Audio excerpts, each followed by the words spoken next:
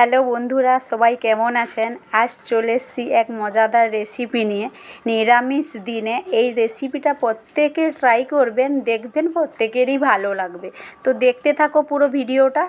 এদিকে রান্নার জন্য আমি সমস্ত সবজি কেটে নিয়েছি পুঁইখাড়া, কাঁঠাল বীজ, কুমড়ো, আলু। আজকে বানাবো কাঁঠাল বীজ দিয়ে কুমড়োর রেসিপি। এদিকে কড়াই তেতে গেছে, দিয়ে দিলাম সর্ষের তেল ও দিয়ে দেব ফোড়নে 5 ফোড়ন। 5 ফোড়ন দিয়ে ফুটে উঠলে দিয়ে দেব আগে থেকে কেটে নেওয়া সমস্ত সবজিগুলো দিয়ে পরিমাণ মতো লবণ দিয়ে সবজিটাকে ভালো করে নাড়াচাড়া করে নেব 1 মিনিট মতো ও ঢাকনা দিয়ে সেদ্ধ হতে দেব। এদিকে একটা মশলা তৈরি করব, তার জন্য নিয়ে নিয়েছি গোটা জিরে, একটা শুকনো লঙ্কা ও কাঁচা লঙ্কা, আদা, 2টো এলাচ ও অল্প দারুচিনি।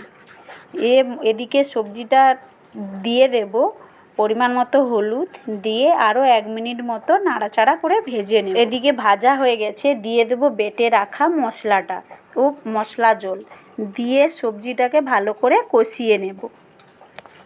কষানো হয়ে গেছে ও পরিমাণ মতো জল দিয়ে সবজিটাকে সেদ্ধ করে নেব। সেদ্ধ হয়ে গেছে ও স্বাদ মতো চিনি দিয়ে দিলাম, দিয়ে সবজিটাকে ভালো করে মিশিয়ে নিয়ে নাড়াচাড়া করে একটা পাত্রে ঢেলে নিয়েছি। তো রান্না কমপ্লিট হলো কাঁঠাল বীজ দিয়ে কুমড়োর রেসিপি। তো এই রান্নাটা যদি ভালো লেগে থাকে তাহলে চ্যানেলটাকে লাইক, কমেন্ট, শেয়ার ও সাবস্ক্রাইব করে যাবেন। ভালো থাকবেন।